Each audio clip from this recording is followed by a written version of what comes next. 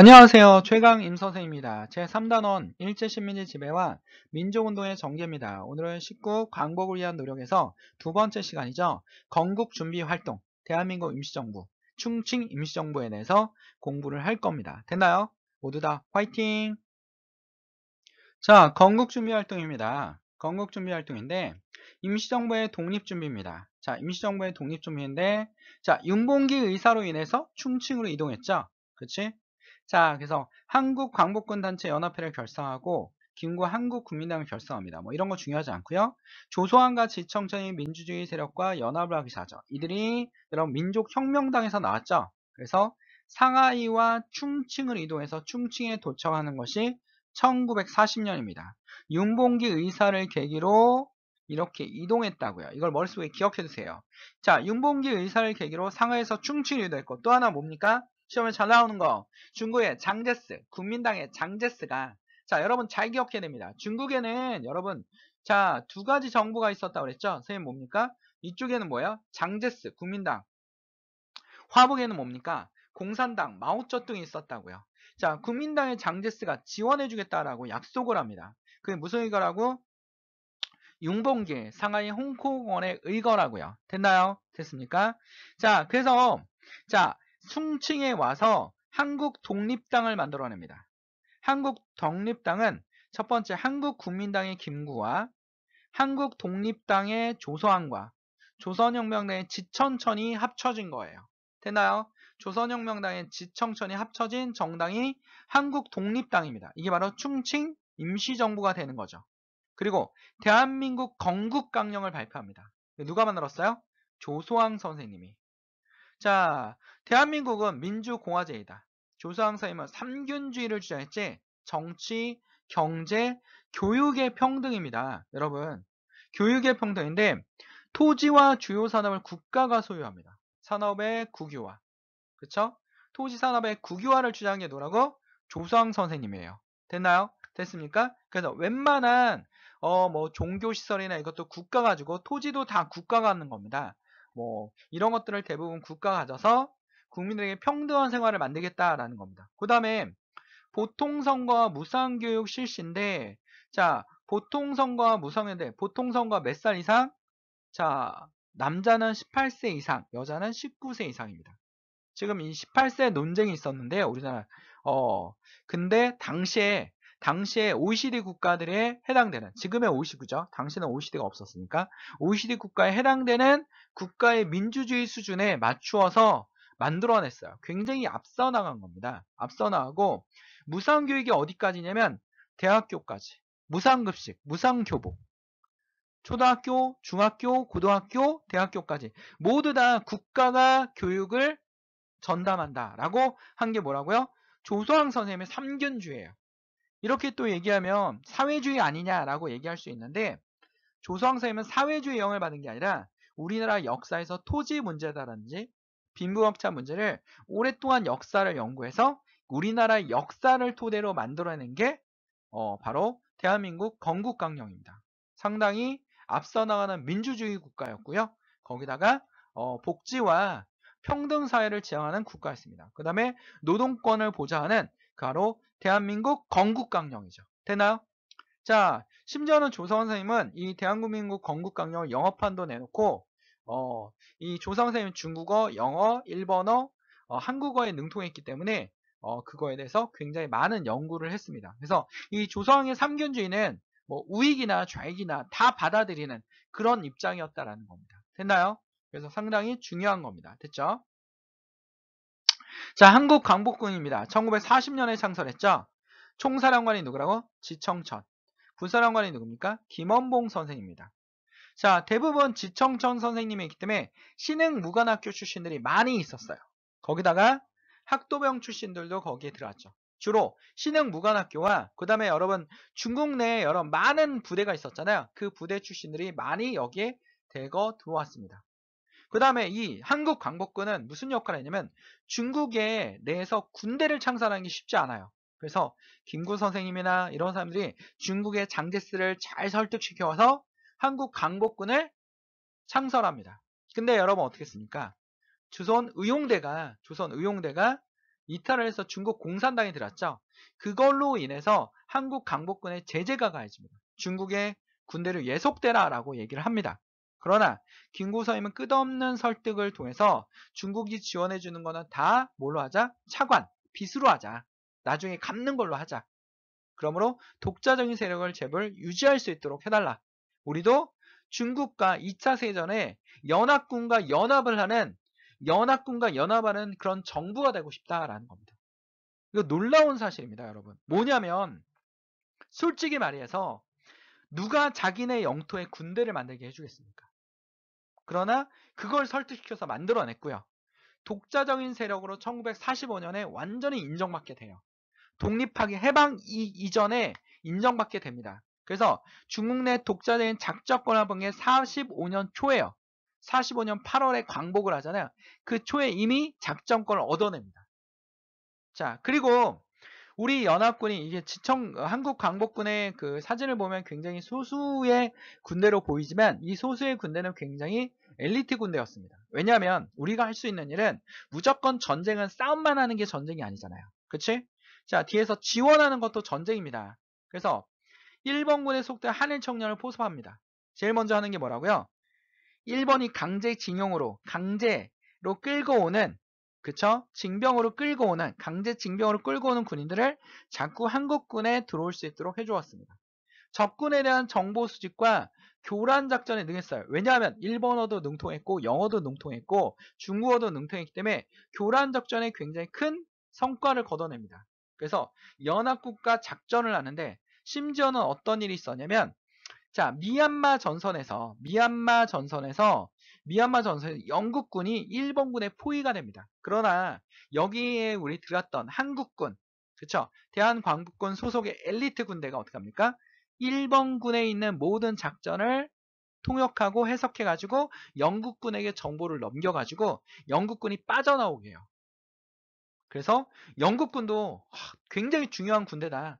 그렇지? 굉장히 작전이나 이런 거에 뛰어난 군대다. 이게 여러분 미얀마 전선에 투입된 군대들입니다. 몇 명 안 되지만 이들의 성과는 어마어마했어요. 그래서 영국군도 그걸 인정하는 그런 입장이었습니다. 그래서 제발 좀 우리에게 이 한국 광복군 좀 더 들어올 수 있도록 해달라라는 겁니다. 거기다가 심리전, 포로신문, 암호번역, 선전전단회, 거기다 대적 회유방송, 그쵸? 뭐 우리가 이기고 있습니다.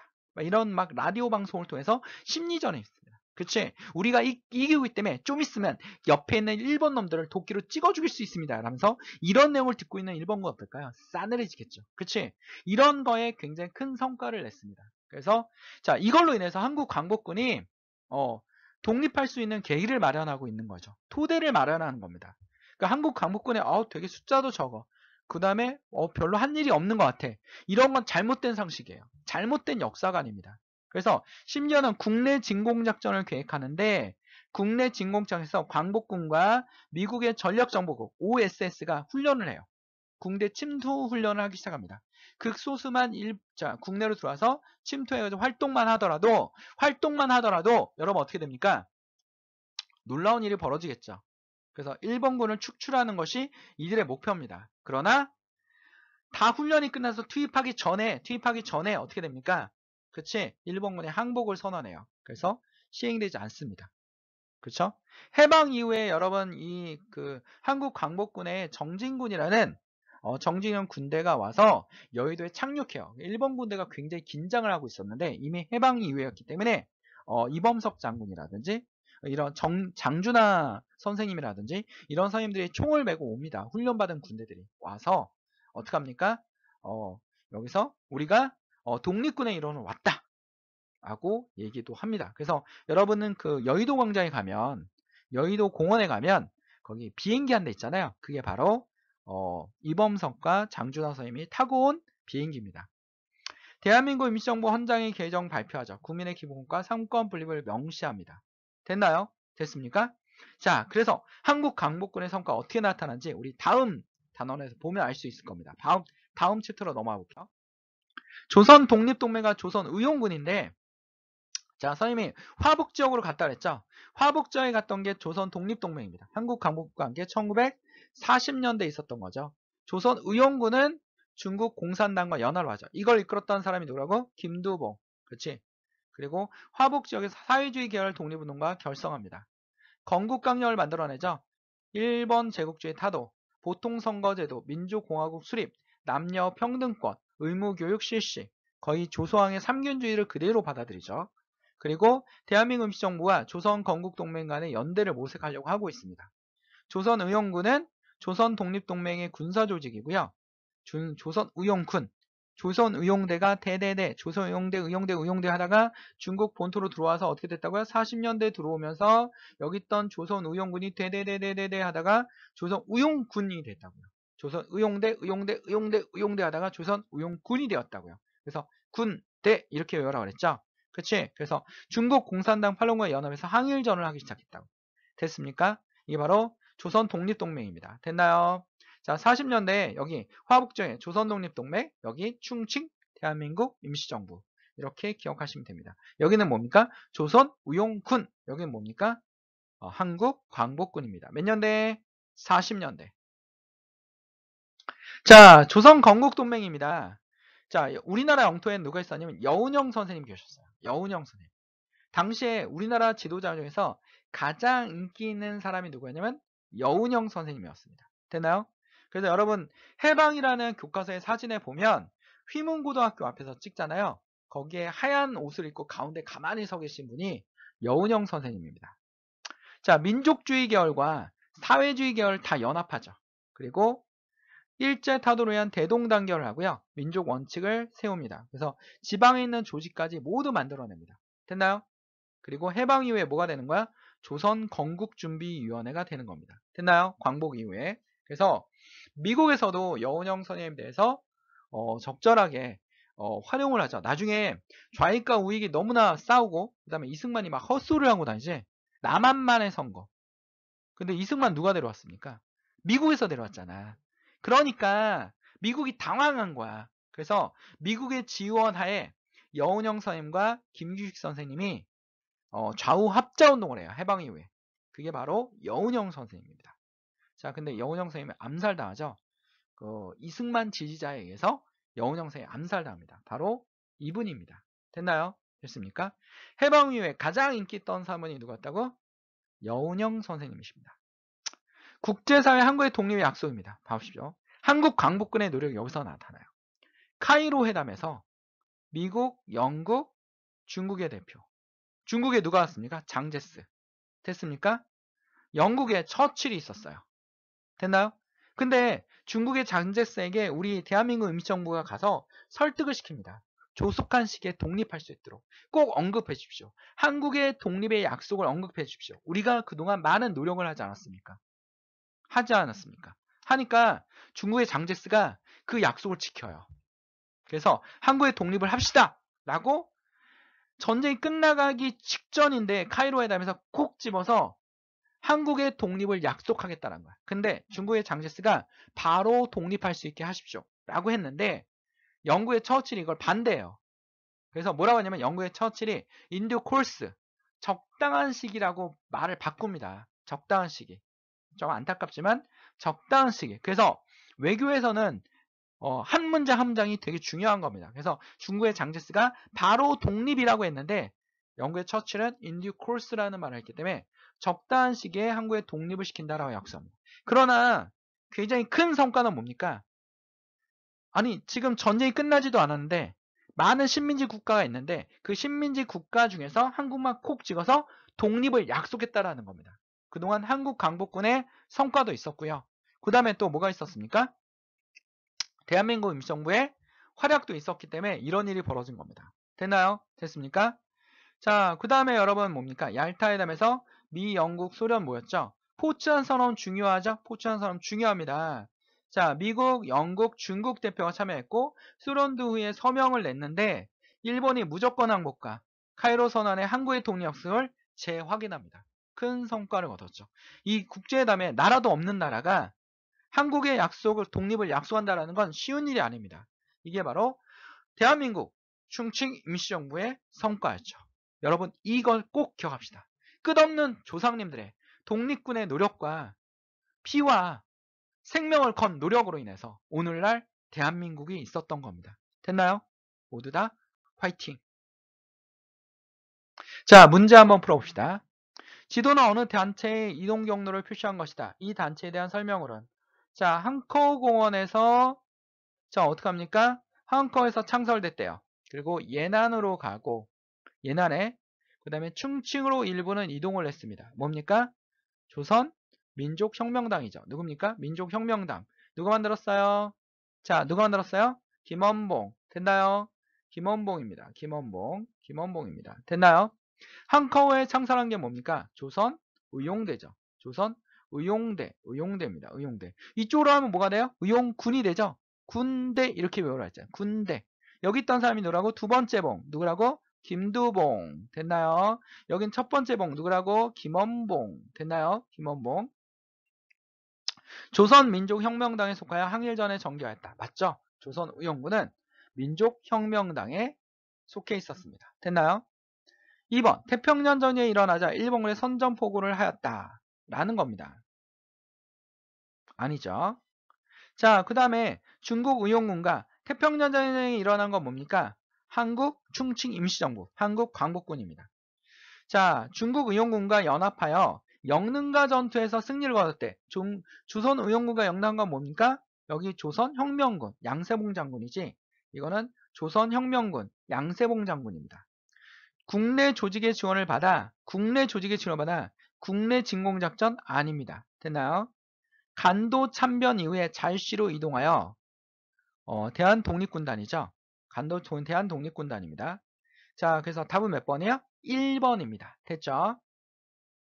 2번 지도에 어느 단체의 이동 경로를 표시한 것입니다. 상하에서 충칭으로 갔어요. 뭐예요? 대한민국 상하이 임시정부가 이동한 거죠. 충칭 임시정부 이동한 겁니다. 그렇다면 그에 대한 모두 고른 것은 임시정부의 충칭에 정착, 조직재정비 돌입. 괜찮죠? 연합군과 연합작전 수행, 임시정부 이동. 연합군과 연합작전 수행하면서 임시정부가 이동했대요. 아니죠? 아니죠. 이거는 나중이죠. 나중. 윤봉길의 홍콩원에 의거 임시정부 이동 시작. 맞죠? 조선의용대와 임시정부 산하부대의 합류를 위해 이동. 이거는 조선의용대가 임시정부 산하를 위해서 이동한 건 아니지. 의용대가 따로 이동하죠. 아까 한커우에서 충칭으로 빠져나오는 거죠. 의용대, 김원봉 부대가. 됐나요? 이것도 아닙니다. 그러면 기억 디귿만 답이 되는 겁니다. 됐죠? 연합군과 연합하는 거는 충칭에서부터 시작된 거지. 연합작전은 충칭에서 시작된 거니까 당연히 아니죠. 이동하면서 연합한 게 아닙니다. 됐나요? 그래서 김구 따로, 임시정부 따로, 가족들 따로 이동했다고요. 그치? 그래서 상하이 대한민국 임시정부가 오늘날의 충칭 임시정부로 커지면서 오늘의 대한민국 임시정부는 대한민국 정부는 상하이 대한민국의 임시정부의 전통을 계시하는 정부입니다. 그렇죠? 자, 그런 걸 여러분들이 머릿속에 잘 기억해 두셔야 됩니다. 됐나요? 모두 다 화이팅! 시험 잘 보세요. 구독! 좋아요 해주시면 선생님에게 힘이 됩니다. 선생님은 여러분의 힘이 되도록 최선을 다하겠습니다.